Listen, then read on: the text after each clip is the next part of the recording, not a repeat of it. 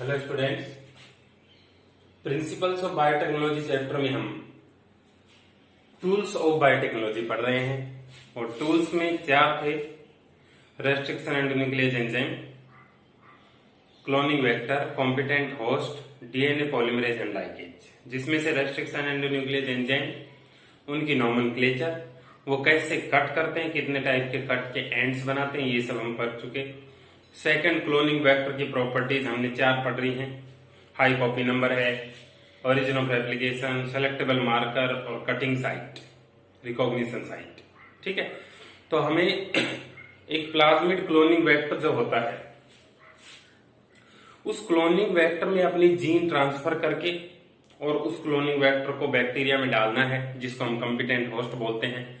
वो बैक्टीरिया जब ग्रो करेगा तो हमारा प्रोडक्ट भी उसके अंदर ग्रो करेगा, डिजायर्ड जीन वाला। ठीक है, तो हमें सबसे पहले क्लोनिंग वेक्टर लेकर उसको किसी रेस्ट्रिक्शन एंड न्यूक्लियस से कट करना है, फिर उसमें अपना जीन इंसर्ट करना है और फिर उस क्लोनिंग वेक्टर को होस्ट ऑर्गेनिज्म में ट्रांसफर करना है। ट्रांसफर करने के बाद हम सेलेक्ट करेंगे उन बैक्टीरिया को जिनमें हमारा जीन ट्रांसफर हुआ है, और उनको जिनमें नहीं हुआ उनको तो डिस्कार्ड कर देंगे, और जो हुआ है उनको लार्ज कल्चर वेसल में ग्रो करेंगे ताकि प्रोडक्ट हमें मिल पाए।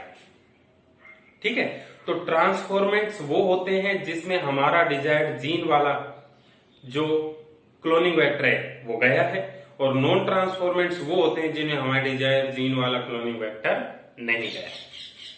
ठीक है, ट्रांसफॉर्मेंट, नॉन ट्रांसफॉर्मेंट। तो इनको हम सेलेक्ट करने के लिए दो अलग अलग मेथड्स यूज करेंगे। एक तो सेलेक्टेबल मार्कर बेस्ड सिलेक्शन और दूसरा रिपोर्टर एंजाइम बेस्ड सिलेक्शन। तो कैसे सेलेक्ट करेंगे, ध्यान से समझे आप, बहुत इंपॉर्टेंट है। यहां से स्टार्ट करते हैं। मान लीजिए ये PBR322 क्लोनिंग वेक्टर है, जिसमें एम्पिसिलिन और टेट्रासाइक्लिन रेजिस्टेंट जीन होती हैं। इन एम्पिसिलिन और टेट्रासाइक्लिन रेजिस्टेंट जीन का काम यही है कि ये ट्रांसफॉर्मेंट और नॉन ट्रांसफॉर्मेंट्स को सेलेक्ट करने में हेल्प करते हैं। ओके, तो हम मान लीजिए ये क्लोनिंग वेक्टर लिया, इस क्लोनिंग वेक्टर में कोई भी छेड़छाड़ नहीं की और इस क्लोनिंग वेक्टर को डायरेक्टली इकोलाई में ट्रांसफर कर दिया, तो वो इकोलाई टेट्रासाइक्लिन एंटीबायोटिक के लिए रेजिस्टेंट होगा। क्यों? क्योंकि उसमें वो प्रॉपर्टी आ गई है इस क्लोनिंग वेक्टर की वजह से जो टेट्रासाइक्लिन एंटीबायोटिक को इनएक्टिवेट करती है। ठीक है, ओके। अब हमें पता है कि टेट्रासाइक्लिन रेजिस्टेंट जो जीन लगी हुई है PBR322 क्लोनिंग वेक्टर के अंदर, उसमें कटिंग साइट BAM-H1 की है। BAM-H1 एक रेस्ट्रिक्शन एंड न्यूक्लियस एंजाइम है जो स्पेसिफिक साइट से ही डीएनए को काटता है, हर जगह से नहीं काटता। ठीक है, हमें पता है इसकी कटिंग साइट। यहाँ हमें डिजायर्ड जीन अब इसमें इंसर्ट करवाना है, तो क्या करेंगे, BAM-H1 से इसको काटेंगे, ये खुल जाएगा और उसमें अपनी जीन चिपका देंगे डीएनए लाइगेज एंजाइम से, और इस डीएनए पर हमने बना दिया rDNA। BAM-H1 से इंसर्ट किया डिजायर्ड जीन को। डिजायर्ड जीन इंसर्ट करने की वजह से हुआ इंसर्शनल इनएक्टिवेशन, जो लास्ट लेक्चर में मैंने आपको बताया था कि ये जीन इंसर्ट करने से पहले तो टेट्रासाइक्लिन की जीन एक्टिव थी और अब इनएक्टिवेट हो गई। क्यों? क्योंकि हमने इंसर्ट कर दिया, इसलिए इस प्रोसेस को इंसर्शनल इनएक्टिवेशन बोलते हैं। वो जीन तो इनएक्टिव हो चुकी क्योंकि उसके बीच में हमारी डिजायर्ड जीन ये आ गई, लेकिन पूरे प्लाज्मिड में अभी भी क्लोनिंग की प्रॉपर्टी, प्रोटीन बनाने की प्रॉपर्टी तो है। अब ये rDNA बन गया। rDNA का मतलब होता है काइमेरिक डीएनए, मतलब the DNA which contains genes from multiple sources is called rDNA। rDNA तैयार कर लिया हमने, BAM-H1 से काटा और उसमें अपना ये जीन इंसर्ट करवा दिया। अब इस rDNA को अलग अलग मेथड से सेल्स में ट्रांसफर करते हैं। The process of transfer of rDNA into competent host is called transformation. हमने ट्रांसफर कर दिया, लेकिन हमें दिखाई तो दे नहीं रहा कि डीएनए कहां गया, जीन कहां गया। हमने तो बस बैक्टीरिया की कॉलोनीज में उसको ट्रांसफर कर दिया एक मीडियम। ओके, बैक्टीरिया में ट्रांसफर करने के बाद अब उस बैक्टीरियल कॉलोनीज को हम ग्रो करके देखेंगे। बैक्टीरिया सेंसिटिव टू टेट्रासाइक्लिन और बैक्टीरिया रेजिस्टेंट टू टेट्रासाइक्लिन, दो तरह के बैक्टीरिया मिलेंगे। एक तो वो जो रेजिस्टेंट है और दूसरे वो जो कि सेंसिटिव हो गए हैं। ठीक है, तो इनमें से टेट्रासाइक्लिन के लिए सेंसिटिव हो जाना किसी बैक्टीरिया का ये शो करता है कि उस प्लाज्मिड में प्रेजेंट टेट्रासाइक्लिन की जीन अब इनएक्टिवेट हो चुकी। और अगर वो जीन इनएक्टिवेट हुई है, इसका मतलब ये है कि हमारी डिजायर्ड जीन उस जीन के बीच में जाकर लग गई, जिससे कि वो जीन डिस्टर्ब हो गई। इसका मतलब ये है कि बाम H1 ने सही काटा, डीएनए लाइगेज ने सही जगह डिजायर्ड जीन को लगा दिया, वो आरडीएनए उस बैक्टीरिया में चला गया और अब हमारी जीन इनमें है। इसका मतलब इनमें हमारा ट्रांसफॉर्मेशन हुआ है। इसका मतलब ये बैक्टीरिया जो टेट्रासाइक्लिन के लिए सेंसिटिव हो गए, वो ट्रांसफॉर्मेंट्स हैं, हमें इनसे काम है। ठीक है। दूसरे bacteria resistant to tetracycline, non transformant bacteria वो होंगे जो टेट्रासाइक्लिन से रेजिस्टेंट है, मतलब उनको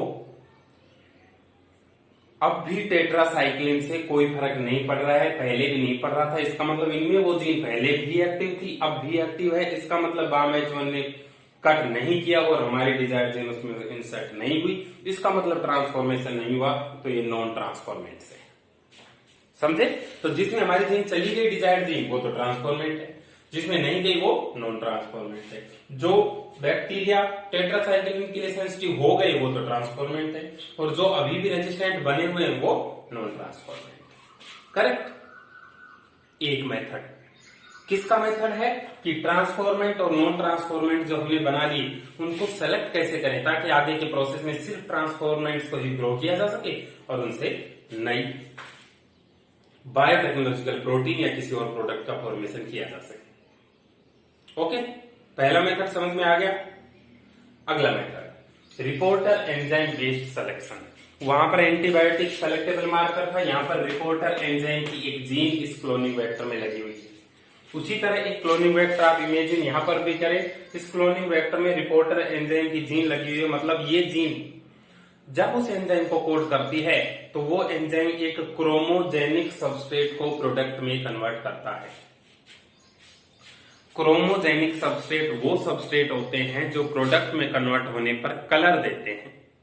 ठीक है, मतलब अगर ये एंजाइम एक्टिव रहा तो वो सबस्ट्रेट डालते ही ये ब्लू कलर बना देगा, और किसी कारण से ये एंजाइम इनएक्टिवेट हो गया, इसकी जीन इनएक्टिवेट हो गई, तो वो एंजाइम कलरफुल प्रोडक्ट नहीं बनाएगा। ठीक है, अब देखें, अगर पहले केस में इस क्लोनिंग वेक्टर को डायरेक्टली इकोलाई में ट्रांसफर कर दिया, कोई भी हमने इंसर्ट नहीं किया, तो उस इकोलाई की कॉलोनी पर क्रोमोजेनिक सबस्ट्रेट डालने पर ब्लू कलर की कॉलोनी आएंगी, क्योंकि उस इकोलाई में ये प्लाज्मिड है, इस प्लाज्मिड पर ये जीन है, इस जीन से ये एंजाइम बन रहा है जो क्रोमोजेनिक सबस्ट्रेट को प्रोडक्ट में कन्वर्ट करेगा और ब्लू कलर आएगा।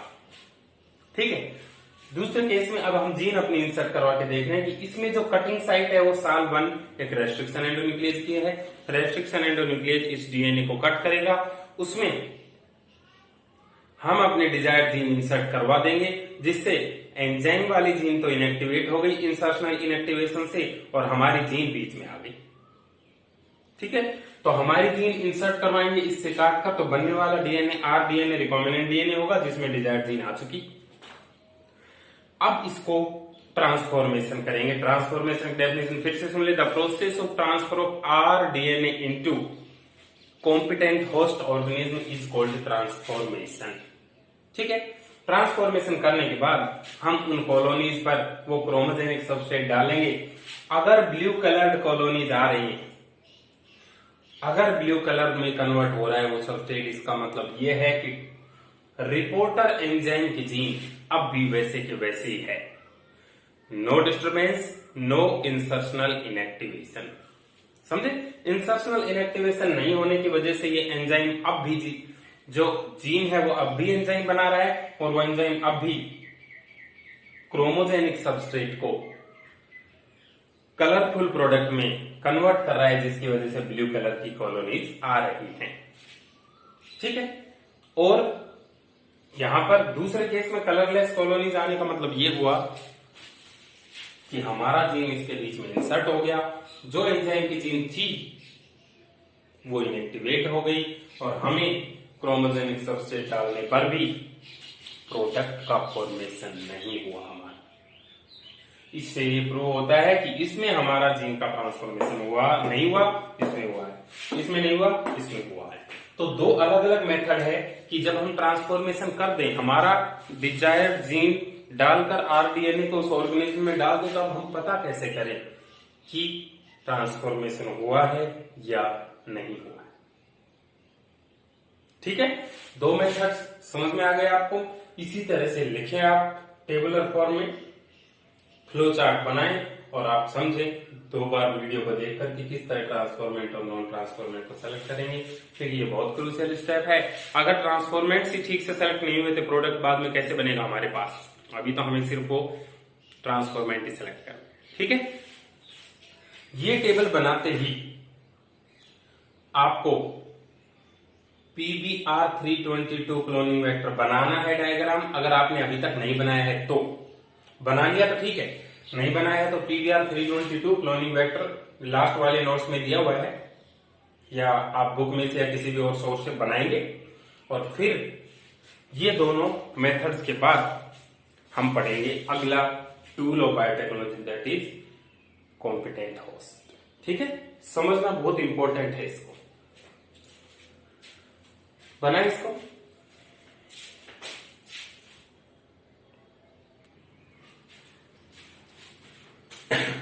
थर्ड टूल ऑफ बायोटेक्नोलॉजी है कॉम्पिटेंट होस्ट, ऐसा होस्ट ऑर्गेनिज्म जो हमारे आरडीएनए को ले सके। ठीक है, the host organism which is able to take in the recombinant DNA is called competent host. ठीक है, नोट्स आपको यही लिखने हैं। इस लेक्चर के मैं नोट्स नहीं भेजूंगा, जिस तरह से पढ़ा रहा हूं उसी तरह लिखते जाएं और PBr322 का उस टेबल के बाद डायग्राम बना ले बस। ओके,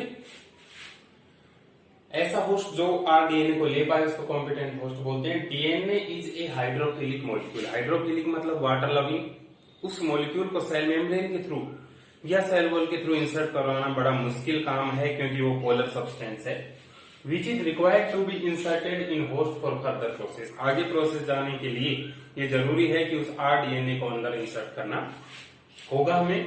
द होस्ट में be made competent by 2 methods. Competent मतलब रिसीव करने की एबिलिटी। उसको कॉम्पिटेंट किस तरह बनाया जा सकता है, केमिकल मेथड और फिजिकल मेथड, 2 मेथड्स हैं। केमिकल मेथड में the cell is treated with a specific concentration of divalent cation जैसे calcium ion to increase pore size in cell wall. उस बैक्टीरियल सेल को ऐसे सॉल्यूशन में लेंगे जिसमें divalent cation calcium ion present हो। कैल्शियम आयन उसकी सेल वॉल और सेल मेम्ब्रेन में पोर क्रिएट करते हैं, उन पोर के थ्रू आरडीएनए एंटर हो सकता है। तो इस कैल्शियम आयन का सोर्स क्या होगा, बाय यूजिंग कैल्शियम का क्लोराइड और पीईजी पॉलीइथाइलिन ग्लाइकोल सॉल्यूशन। इसका मतलब ये दोनों ही सॉल्यूशन सेल वॉल और सेल मेम्ब्रेन में टेम्परेरी पोर्स बनाएंगे, उन पोर्स के थ्रू हमारा कॉम्पिटेंट जो आरडीएनए है वो एंटर हो जाएगा। हमें यही करना है। Physical method, the cells are given mild temperature shocks by placing them firstly on ice and then on 42 degree Celsius temperature and then back to ice.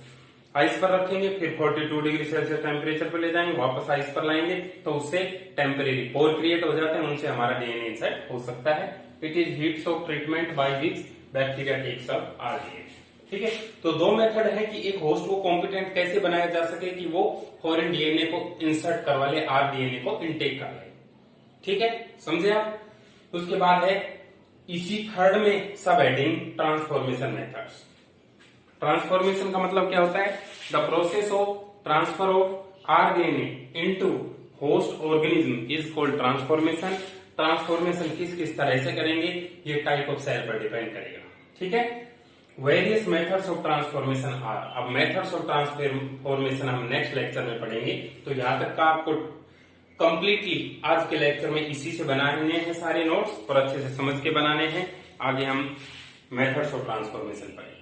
ठीक है, बहुत इंपॉर्टेंट लेक्चर है। इसमें 2 ट्रांसफॉर्मेट्स को सेलेक्ट करने के मेथड्स मैंने एक्सप्लेन किए हैं और कॉम्पिटेंट होस्ट बनाने के भी 2 मेथड्स एक्सप्लेन किए हैं।